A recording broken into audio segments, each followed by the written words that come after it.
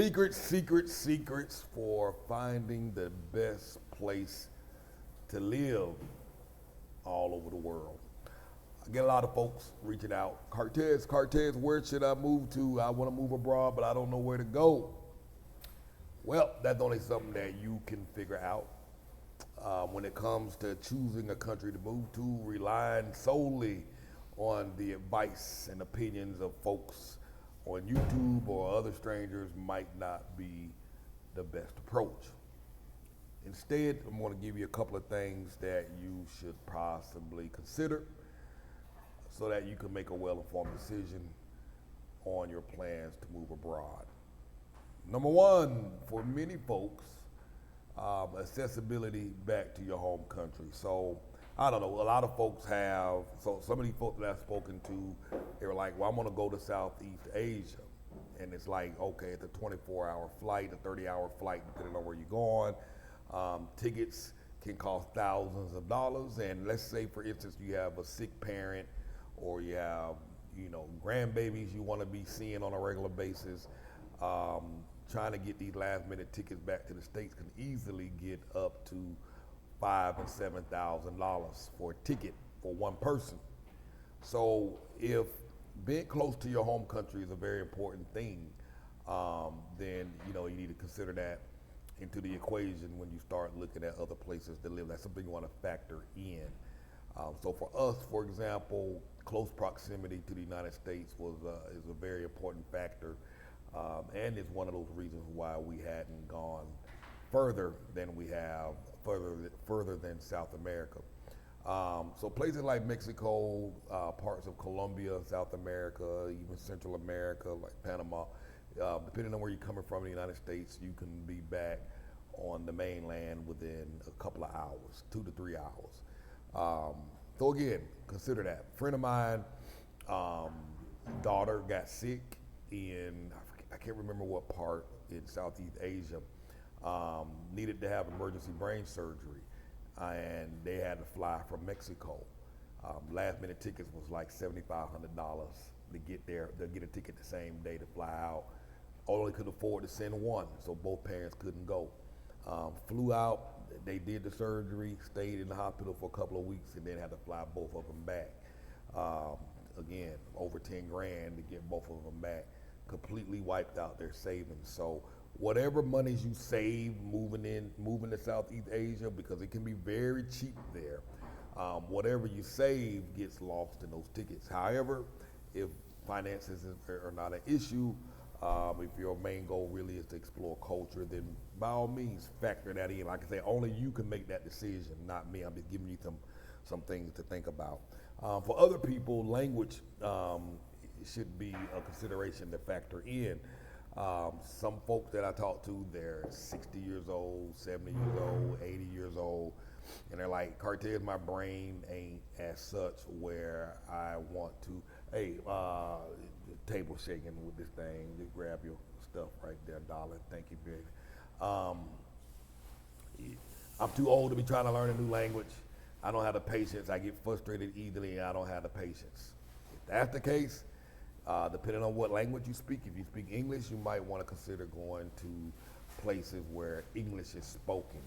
So going back to Southeast Asia, many places over there, they speak a whole lot of English. English is spoken commonly. Not the official language, but everybody over there speaks English, and so that would be a place you can possibly get by. Going to places like Colombia, not too many English-speaking folks. So again, you want to do your research. Mexico, a lot more Spanish speakers, have more English speakers than say Colombia, and there are parts of Mexico where more English speakers are. So again, you don't make a decision based on the entire country. Look into specific cities and make your decisions based on that, because some cities within the larger country, quite a bit of people speak English and you might be able to get by. But if English, again, if that's your primary language and you don't want to feel like learning a language, research and find parts of the world where English is widely spoken. You'd be surprised at quite a few places you can go. But you got to do the research. You just got to investigate it. Like I say, only you can answer that question. And for other folks who want to learn a new language, what language do you want to learn? Hey, I want to learn German. Hey, I want to learn French. Then guess what? Then investigate cities and countries where French is spoken or where German is spoken, and go out there and then fully immerse yourself into the culture and learn the language. So again, only you can answer these questions, and if any of these things are a barrier to you, it automatically and immediately eliminates many places right off the list. Another thing to consider when trying to decide what country to go or live to, move to or live in, you might want to consider the climate. As a lot of folks, again, I deal with a lot of folks that are retired or are retiring, and for them, weather is a big thing. Some folks, they don't want to be in a place where it gets cold at all. So there are different parts of the world where you can live where the climate is hot and or tropical all year long. So if that's very important to you, again, start doing your research there. Start investigating what parts of the world that I can go stay in where the weather stays constant all year long. Where I'm at here in Merida, in Mexico, in the Yucatan, it's extremely hot. We're talking about it not unusual to see 110 degree, 110 degree weather, and it's hot much of the year. And it might just be too hot for many folks. But there's other places like, for example, Medellin, Colombia, Ibagué, Ibagué, where the temperature might hang around 76 to 82, constant year round. And also in the same countries, again, depending on where you go, that's why they don't investigate the whole country, investigate specific cities. There's parts of Colombia like Manizales where the climate is much cooler and very mountainous. So you can get some hiking in, you can get a lot of cold weather, or perhaps you want to be in a place where you get all 4 seasons. So again, do the research. Kind of going back to climate, also figure out the terrain. There's some folks who might just want to do surfing. They love surfing. Coming here to Merida, even though we have a beach, we don't have any waves. So you got to do your research. So which countries can you live in where they got the waves that will allow you to surf? So investigate that. Again, I mentioned this a moment ago, hiking. A lot of folks like hiking and exercising. And again, a place like Merida is completely flat. There are no mountains over here, but there are other parts of Mexico where there's plenty of opportunities for hiking, other parts of the world where you have the opportunity for hiking as well. Another thing to consider, and again, it goes back to doing your research in specific cities.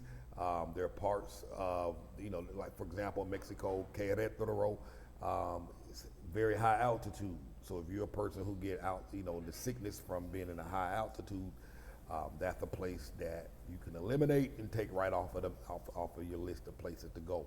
So again, there's just lots of stuff that you need to investigate. Now, if you like paragliding, I know over here on our beach, I see folks over here paragliding on a regular basis. So it might be doable here. So you, at the end of the day, you really just have to figure out what's important to you. For other folks, it might just be exploring culture, immersing themselves in different cultures, and just learning the way of life in that local place. For a lot of folks, it's not necessarily financial, which is why I haven't said anything about finances yet, and I will in a moment, but it's not financial for many people. So some folks just want to come explore the culture, immerse themselves in it, learn about the culture, live in it, learn the language. Like I say, only you can really answer that. For other people, going back to the money thing, cost of living. Cost of living may be a very important factor. Maybe you have a retirement, or perhaps you're on a pension where you don't have a whole lot, and right now where you're at, you're struggling to get by. You're having to make decisions on whether or not you're going to pay rent or buy your medicine or buy some groceries and stuff like that. So depending on which part of the world that you decide to relocate to, your pension gives you plenty of money to live on, to the point where you might actually have some money left over and you can actually save and have enough money at the end of the year to go back and visit your children, your adult children or your grandchildren and whatnot, or have money left over to travel to other parts and hang out for a month or two and just explore.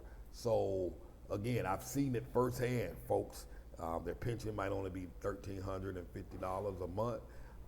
They come down here, they find a place. It's not the best place, but they find a place for $250 to $300 a month, and that frees up their entire check to actually go out there and do things. They have enough money to go out and eat once or twice a week, hang out, go grab a beer or two, go to the movies, and because the cost of living is significantly less for a lot of these things, it gives them the opportunity to actually have a life for the first time in many years.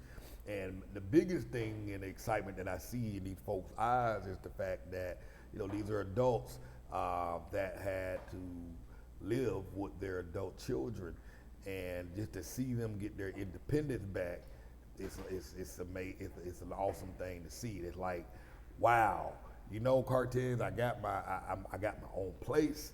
My kids can live their own life. They can do what they want to do without me meddling in their business, or them feel like they have to walk on eggshells because I'm around bringing their girlfriend home and all of that stuff. And just to be able to have my own space, and more importantly, have money left over to go out there and do the things that I really enjoy. So it's awesome. It's awesome just seeing that. So again, depending on what your reasons are, you got to come back and look at the things that are most important to you. So again, focus on individual cities. Don't necessarily focus on the entire countries as you're starting to do your research. Use sites like YouTube. Join different Facebook groups for the different cities in different countries that you're investigating, so that you can start to see and get feedback from people that are actively and currently living in these places. They can give you a lot of insight, and don't just focus solely on one person's perspective, but listen to a variety, because one person might say, oh, it's a bad place, but 30 other folks are saying it's great. You know what I mean? And oftentimes we tend to listen to the one that has the negative opinion, because they generally make the loudest noise.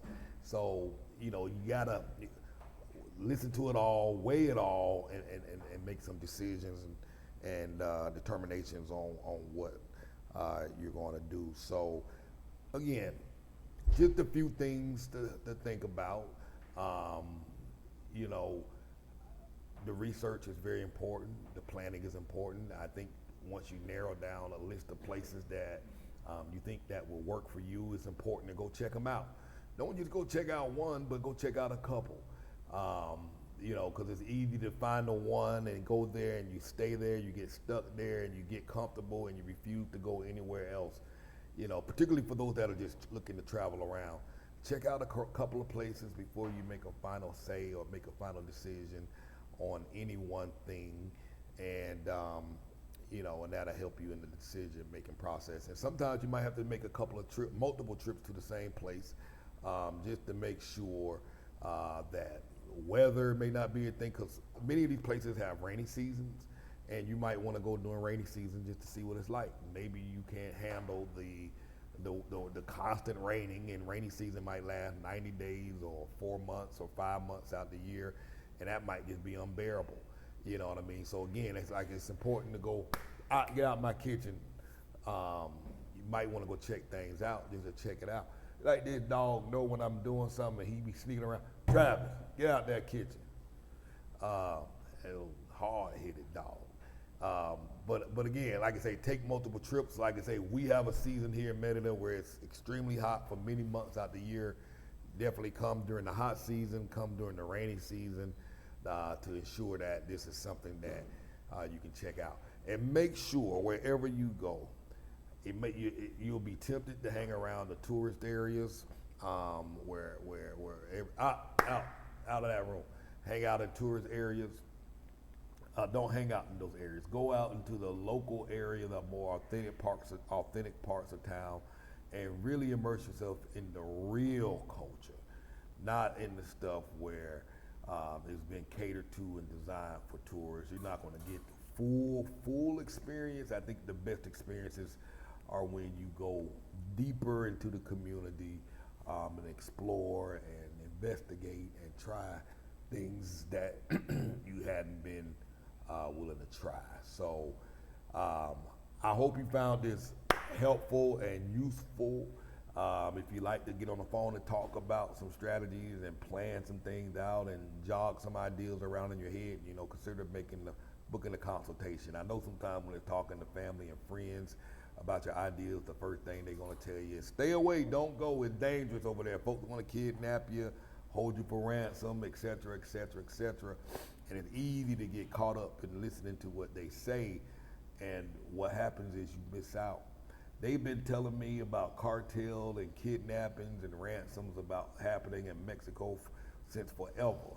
And not once have I felt unsafe since I've been here. My kids go out and about on their own.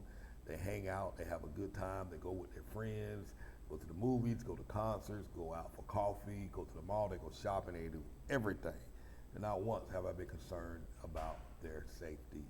A young lady made a post the other day talking about she took the bus from where we live down. It was a 30-minute bus ride down to the beach.